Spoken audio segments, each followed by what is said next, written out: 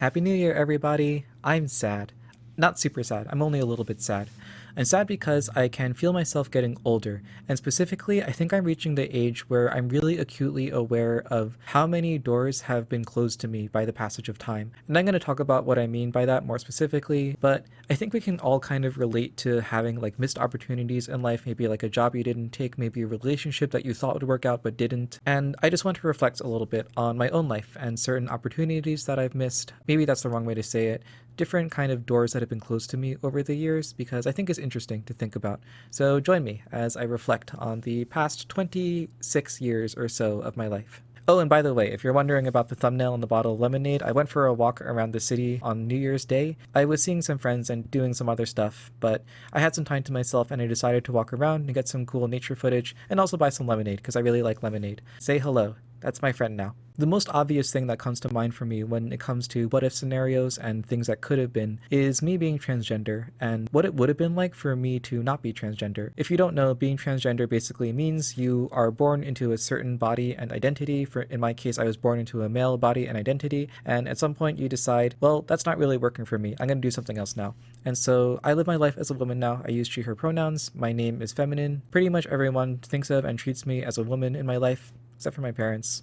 We're not going to talk about that. And I'm very happy with that. I'm very, very happy with my decision, and I'm very happy with my life now. But there is kind of like a what if scenario. And I think every trans person goes through this where you wonder what it would have been like if you hadn't transitioned, if you hadn't gone down this path. And the answer is generally that you would be very sad because there's a good reason why I transitioned. There's a good reason why most trans people transition. It is because of this really deep discomfort that you have in your original body and identity that it's just suffering. It's just a lot of suffering. And I'm glad that I don't suffer like that anymore, and I would not want to go back. But I do think about the person that I used to be and who that person may have grown into. If we look back at pre-transition Autumn and wonder if that person were now 26 years old, what kind of person would they be? This really hit me when I watched a K-drama called Hotel de Luna. The male lead of the K-drama is this guy named Gu Chan-sung. He's the manager of the hotel, but he also kind of acts as IU's emotional steward, because IU's character in the K-drama is super, super emotional and traumatized. She's very funny, also, but she has like this deep, tragic backstory that I'm not going to get really into right now. But basically, Gun Chan-sung is really good at kind of reading her moods and her emotions and helping her manage that and walk through it. And the whole kind of like arc of the K-drama is Gun Chan-sung like helping her with her emotions and stuff. I really admire Gun Chan-sung's character. It's maybe a little bit toxic to have to manage your partner's emotions that much, but he comes from a good place. He's very, very kind and empathetic, but he also has this kind of inner strength. He doesn't let her just like get away with stuff. He does his best to both help her with her emotional issues while also sometimes having the strength to be like, okay, now we're being a little unreasonable, let's come back to reality. And that's something I really like about him. I feel like Gu Chan-sung is the kind of guy that I would have wanted to be before I transitioned. It's this combination of like deep empathy but also deep inner strength and this confidence not to take BS from people but still having empathy also at the same time. It's like he's not going to let IU walk all over him, but he's also going to support her emotionally. He understands what she's going through, and that's just such a cool character. I think he's a really cool guy. I do still have some elements of that person in me. I like to think that I'm a very emotionally supportive friend. I've helped my friends through really dark times, and they've also helped me a lot as well. But the quality of that emotional support, I think, is really different because I have transitioned. I'm definitely a lot softer, and I focus more on validating people's feelings, and that's something that I learned from the people that I'm around. I would watch female friends in my life talk about their feelings with each other, and the way that they interact, and the way that they validate each other, and I drew from that, and I learned from that. And there are definitely times when you do have to call out a friend and say, okay, now this is getting out of hand, let's kind of like come back to reality. But generally speaking, I think I'm a lot softer on people than I was pre-transition. I've kind of been re-socialized to be this way. And I don't think one is better or the other or anything like that. It's just interesting to see this kind of contrast in personality between the kind of person that I would have been if I had grown up in this different environment versus the kind of person that I am now. And there's like many other ways that this manifests, but you get the gist of it. I'm always wondering, like, what would that other person have been like if they had continued down that path of just growing and evolving as a man? If that person does exist in any way, shape, or form, I hope they're having a good time. Another one that I think about a lot is misconnections and also the connections that I did form. A lot of my closest friendships kind of happened almost through pure coincidence. My best friend in the world is someone who matched with my roommate on Tinder one day and then came over to our apartment. Funny story about that, my roommate stole credit for a meal that I had cooked for her. I cooked a meal for me and my roommate, and I was like, I made you this. And then my roommate, when this other person came over, showed her the food and was like, I made you this. It was so brazen and such an insane thing to do that I kind of respect it. I'm like, damn, she just fully stole that right in front of me. No shame at all. We all have fun talking about that, remembering those times. But anyway, I certainly would not be the same person that I am now without that person in my life. They mean so, so much to me. But the way that we met was so weird. It was like Tinder match of a roommate. They happened to come over. What if they hadn't come over? What if they had never matched? I maybe would never have met this person. And we would be worse people, honestly. We would be not as smart. We would not have had the insights. We would not have grown as much emotionally if we hadn't met each other. I'm really glad we did, of course, but it was such like a fragile chain of events that led to that moment. God, it actually like makes me sad to think about a life without her. I'm actually kind of emotional about that. But at the same time, there's the flip side to that, right? Because if the way that I met this person who's so important to me is through this really specific chain of coincidences, then that makes me think like there must have been like other important connections that I did miss because the coincidences didn't line up that way. Maybe if my roommate had swiped like 5 more times that day and matched with one other person, my shoulder cracked for that take. I'm reshooting that. Maybe if my roommate had swiped like 5 more times on Tinder and matched with someone else, that person could have been equally as important as this person is in my life today. Maybe, for example, if I had chosen to take a different class while I was in university, I would have met someone in that other class who would have been super, super important to me. There's all of these ways that like connections can form that just are pure happenstance. And you can think of it as like these alternate timelines where like your life just looks so much different and you have different people in your life. It's like frightening and overwhelming to me how much stuff could be missing, how much life that there is outside of the life that I'm currently living if just one or two little things had been different. It's just weird to think about. And the third thing I think is kind of related to that. It's about relationships and dating. Everyone's had crushes, I think. Well, most people have had crushes. You aromantic people out there, I see you. Most people have had crushes, and most people have had the experience of having someone in your life who you kind of like think about this future that you want to have with them. And if you're romantically inclined, you might think, what would it be like to hold hands with this person? What would it be like to walk them home, to give them a kiss? And I'm sure you've had this happen to you before.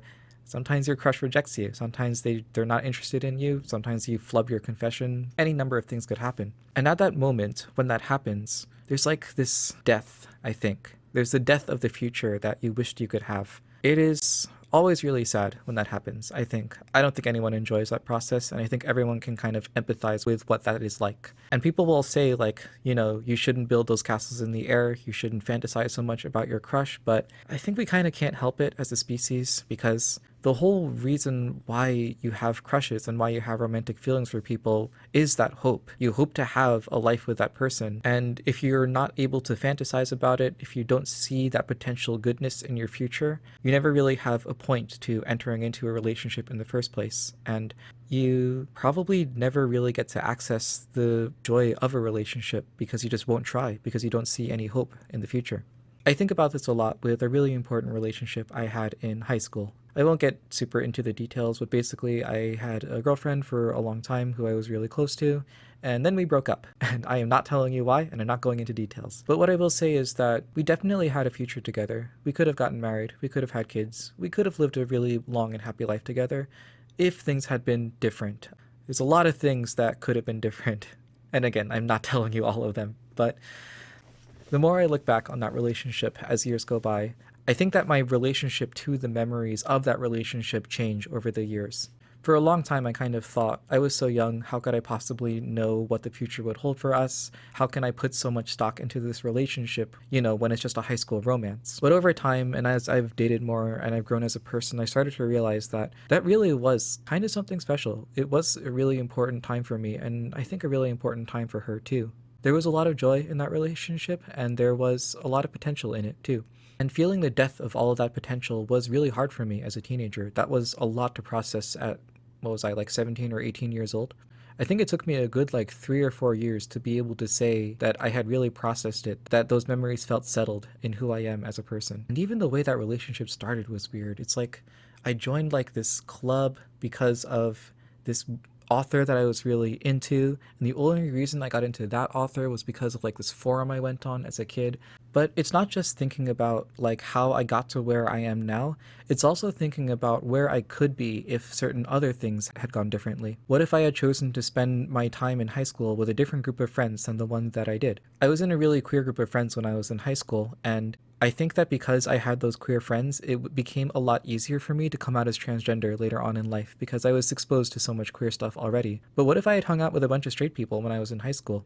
Would I have been able to come out so easily? Would it have taken me longer to realize that I was transgender? The way that I realized was because a gay friend of mine recommended me a show that had a transgender character in it. So if I didn't have that friend and I didn't watch that show, it very well could have taken me a few extra years to come out as transgender. Maybe it would have happened during college. Maybe I would not have had the awkward early stages of transition when I was in college. Maybe I would have had to deal with that at a different time in my life. So many things could change the way that my life went. And I think that's true for everyone. That's something for you to think about, you know? What are the little coincidences that made you who you are today? And even more than that, I think that looking back and understanding how these coincidences have created who we are as people today can also inform how we live our lives right now. Because in all probability, some point this year, you're probably going to meet someone who will be really important to you later on. A year is a long time, and in this time of this year, you're probably going to meet someone who's going to have a big impact on you. The question is, where is that person? Where are you going to find them? Are you going to run into them at the bookstore? Are they going to be in a club that you join? Are they going to be in a Facebook group that you join at random at some point? By the way, hello to everyone from that Facebook group who's watching this video. I love you. That person could be anywhere. There could be any number of coincidences that lead you to that person. But if you don't do anything, if you just sit on your computer all day like I do and play video games, maybe you'll never run into that person. If you don't go outside, if you don't do anything, you won't have that kind of chain of coincidences that leads you into becoming a better person, into meeting people who are important to you. And I think that's really the takeaway that I have for my New Year's blues. You have to set up your life in a way that gives you chances for just random stuff to happen to you that's really good. You know, school's really good for this. You're surrounded by people your age who you talk to all of the time. You don't know for sure who you're going to hit it off with and who you're not going to hit it off with, but the fact that there's so many people and there's so many opportunities to make connections means at some point something's bound to happen. Once you're out of school, things get a little bit harder, but I think you can kind of live your life by the same principle. You don't know what crazy chain of events is going to shape you into the kind of person you are next year or a few years from now. But you can set up your life a little bit so that you have that potential for all those coincidences to happen. So just think about that. Think about what you can do with your life to just increase the chances of something good happening to you. Go outside every now and then, join a club, make some new friends. Maybe you'll meet someone really special. I've been Auden Chu. I've had a very moody holiday season, you could say, but I feel a little bit better having shared my thoughts with you and shared my thoughts with the world. So let's all go into 2023, hopefully having some very nice coincidences that make our lives a lot better. Does that sound good to you? That sounds good to me. I'll see you in the next one. Bye-bye.